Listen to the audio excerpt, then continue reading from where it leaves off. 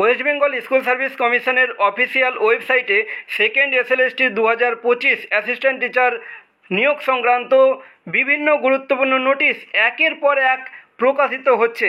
আজকে অর্থাৎ 5 আগস্ট 2025 দুটি নোটিশ প্রকাশিত হয়েছে। কি সেই দুটি নোটিশ আমি আপনাদের দেখাবো। দেখুন, প্রথমে দেখুন যে notice dated 5 August 2025 regarding editing photo with signature in second SLST 2025। আরেকটি যে নোটিশ সেটি রয়েছে addendum notice dated 5 August 2025 regarding edit option category detail in second SLST 2025। আপনারা জানেন এর আগেও কিন্তু নোটিশ প্রকাশিত হয়েছে যে এডিট অপশানের ডেটকে এক্সটেন্ড করা হয়েছে 11 আগস্ট 2025 পর্যন্ত, এবং ক্যাটাগরি ডিটেলস এডিট করারও যে ডেট সেটা 11 আগস্ট 2025 পর্যন্ত রয়েছে। আবার সেই ক্যাটাগরি ডিটেলস এবং ফটো উইথ সিগনেচার এডিট নিয়ে কিন্তু নোটিশ প্রকাশিত হয়েছে। তাই এই নোটিশ দুটো ভীষণ গুরুত্বপূর্ণ প্রত্যেকের জন্য। তো দেখুন, এই ভিডিওতে আমি দেখাবো যে ফটো উইথ সিগনেচার কীভাবে ফটো আপলোড করতে হবে এবং ক্যাটাগরি ডিটেলস এডিট নিয়ে কি বলা হচ্ছে নোটিশে, আমি পুরো তথ্য আপনাদের সামনে তুলে ধরছি। দেখুন, এটা addendum notice regarding edit option reference category detail in second SLST 2025 dated 5 August 2025 memo number এত। কি রয়েছে এখানে? In continuation to our earlier notice issued vide memo number এতো dated 30 July 2025, this is to further notify for information to all concerned that all candidates irrespective of their category are required to mention their specific category, caste, class, EWS, PH, etc. in the respective place in their application through the edit option provided in the website from 5 August 2025 to 12 August 2025। আপনারা বুঝতেই পারছেন যে এর আগে category details নিয়ে যে নোটিশটি ছিল তাতে লাস্ট ডেট ছিল 11 আগস্ট 2025 পর্যন্ত লাস্ট ডেট ছিল ক্যাটাগরি ডিটেলস এডিট করার জন্য। এবারে সেটাকে কিন্তু 12 আগস্ট 2025 পর্যন্ত করে দেওয়া হয়েছে। এবারে this is to clarify here that only candidates from OBC category are required to mention their subcategory from the drop-down box provided in the website. Others including general candidate will mention their category only. অর্থাৎ আপনারা বুঝতে পারছেন আগে যে যখন online application প্রক্রিয়া প্রথম যখন শুরু হয়েছিল তখন যে চলছিল তখন দুটো গ্রুপ ছিল, একটা SC ST এবং PH এটা একটা গ্রুপ এবং একটা ছিল অল আদার গ্রুপ। তারপর কিন্তু নোটিশ দিয়ে জানানো হয়েছিল যে স্পেসিফিক ক্যাটাগরি উল্লেখ করার কথা, অর্থাৎ কোনো ক্যান্ডিডেট SC হলে SC, ST হলে ST, PH হলে PH, OBC A হলে OBC A, OBC B হলে OBC B, এটা কিন্তু উল্লেখ করার কথা বলা হয়েছে। এবং তার সাথে আগের যে নোটিশ ছিল তাতে কিন্তু বলা হয়েছিল যে সাব ক্যাটাগরি উল্লেখ করার কথা বলা হয়েছিল সেই নোটিশে। তো এখানে কিন্তু এবারে এই নোটিশে কিন্তু মেনশন করে দেওয়া হয়েছে যে কারা সাব ক্যাটাগরি উল্লেখ করবে। এখানে কিন্তু লেখা রয়েছে এখানে যে সেখানে ড্রপডাউন বক্সে যদি দেখা যাবে যে ওবিসি ক্যাটাগরি যে সমস্ত ক্যান্ডিডেটরা রয়েছেন তারা ড্রপডাউন বক্স থেকে কিন্তু সাব ক্যাটাগরি আপনারা দিতে পারবেন। অন্য ক্যাটাগরি যে সমস্ত ক্যান্ডিডেটরা তাদের ক্ষেত্রে সাব ক্যাটাগরি দেওয়ার কোনো দরকার নেই, ইনক্লুডিং জেনারেল ক্যান্ডিডেট। ঠিক আছে, তার মানে কি? তার মানে আপনারা বুঝতে পারছেন যে শুধুমাত্র ওবিসি ক্যাটাগরির ক্যান্ডিডেটরা সাব ক্যাটাগরি এটা দিতে পারবেন, অন্য ক্যান্ডিডেটরা সাব ক্যাটাগরি দিতে হবে না, শুধুমাত্র ক্যাটাগরি দিলেই হবে।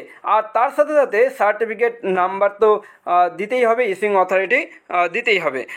Certificate number should also be inserted which ever available and if applicable. ঠিক আছে, সার্টিফিকেট নাম্বার দিতে হবে। তো আপনারা অনেকে প্রশ্ন করছেন যে কাস্ট যে সার্টিফিকেট সেই নাম্বার আপনারা কোনটা দেবেন, ডিজিটাল নম্বর দেবেন না ম্যানুয়াল নাম্বার দেবেন? তো দেখুন, অনেকের ক্ষেত্রে যে কাস্ট সার্টিফিকেট রয়েছে অনেকের কাছে ডিজিটাল সার্টিফিকেট নেই বা ডিজিটাল যে নম্বর সেই নম্বর নেই, শুধুমাত্র ম্যানুয়াল যে সার্টিফিকেট বা ম্যানুয়াল নম্বরটা রয়েছে। তো সেই ক্ষেত্রে আমি আপনাদেরকে বলবো যে দেখুন, এখানে শুধুমাত্র certificate number should also be inserted which ever available and if applicable. এখানে শুধুমাত্র কিন্তু সার্টিফিকেট নাম্বারের কথা বলা হয়েছে, এখানে কোনো রকম কোনো ডিজিটাল নাম্বার বা ম্যানুয়াল নাম্বার এইসব কোনো কিছু কিন্তু উল্লেখ নেই। তাই এখন দেখুন আপনি কোন নম্বর দেবেন, এটা সম্পূর্ণ আপনার ব্যক্তিগত মতামত। তাই এখানে কিন্তু কোনো কিছু উল্লেখ নেই যে আপনি ডিজিটাল নম্বর দেবেন না ম্যানুয়াল নম্বর দেবেন। তো আপনাদের যেটা ভালো মনে হয় সেটা আপনারা করবেন। যাই হোক, ক্যাটাগরি ডিটেলস আপনারা এডিট করতে পারবেন 5 আগস্ট 2025 থেকে 12 আগস্ট 2025 পর্যন্ত।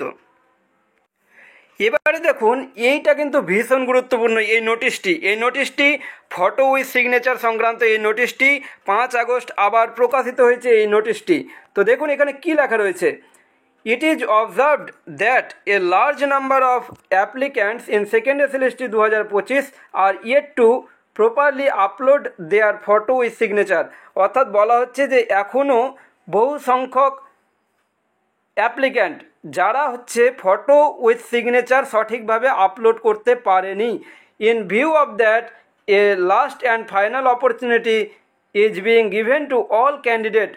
The edit option will remain open from 5 August 2025 to 12 August 2025। অর্থাৎ বুঝতেই পারছেন যে ফটো উইথ সিগনেচার আপলোড করার যে সময়সীমা সেটাকে কিন্তু আবারও 12 আগস্ট 2025 পর্যন্ত বাড়ানো হলো।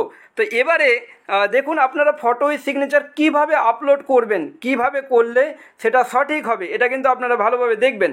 এখানে কী লেখা রয়েছে, it may be carefully noted that photo with signature must be uploaded strictly in accordance with our instruction contained in the pop-up window after clicking the button re-upload photo with signature। অর্থাৎ আপনারা যখন edit অপশানে যাবেন তখন photo with signature যেখানে upload করার জায়গা থাকবে সেখানে দেখবেন যে রি-আপলোড ফটো উইথ সিগনেচার এই লেখাটা আপনারা দেখতে পাবেন। And demonstration video in the editing screen and wbsschelpdesk.com এখানে আপনারা দেখতে পাবেন যে একটা ডেমনস্ট্রেশন ভিডিও দেওয়া থাকবে।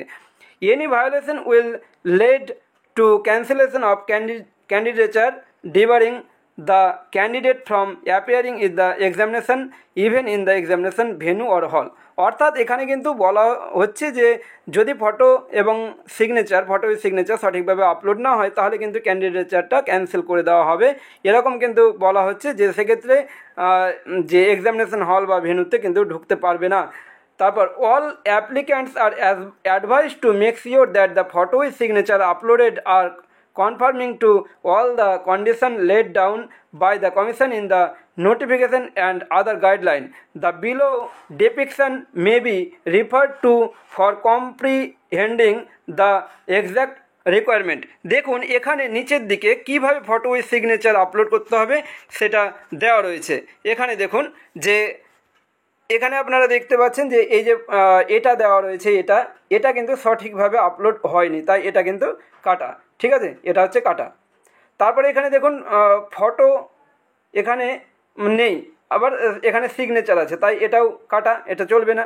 আর এটা দেখুন এখানে দেখতে পাচ্ছেন যে ফটো বোঝা যাচ্ছে এবং তার সাথে সিগনেচার বোঝা যাচ্ছে, এটা হচ্ছে সঠিক।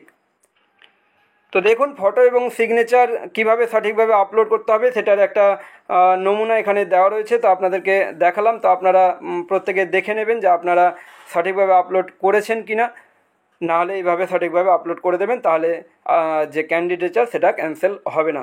তো আপনাদের সামনে এই ছিল আজকের ভিডিওতে তুলে ধরার। তো ভিডিওটি অবশ্যই শেয়ার করে দেবেন এবং চ্যানেলে নতুন হলে অবশ্যই চ্যানেলটি সাবস্ক্রাইব করে দেবেন। এখন এই পর্যন্তই, দেখা হচ্ছে পরবর্তী ভিডিওতে। Thank you so much.